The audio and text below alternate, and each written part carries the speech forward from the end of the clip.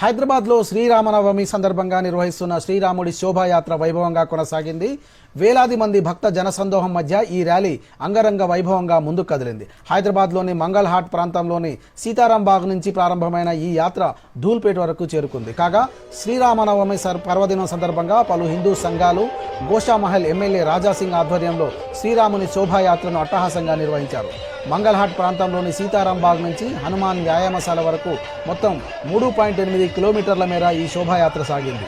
ఈ శోభాయాత్రకు వేలల్లో రామభక్తులు హాజరైన నేపథ్యంలో నగరంలో ఎక్కడా ఎలాంటి అవాంఛనీయ ఘటనలు చోటు చేసుకోకుండా పోలీసులు ఉన్నతాధికారులు భద్రతను కట్టుదిట్టం చేశారు. దాదాపు 20,000 మంది విధుల్లో ఉండి పర్యవేక్షించారు. శోభాయాత్ర కొనసాగే ప్రాంతాలను పోలీస్ కమాండ్ కంట్రోల్ సెంటర్ నుంచి మానిటరింగ్ చేస్తున్నారు.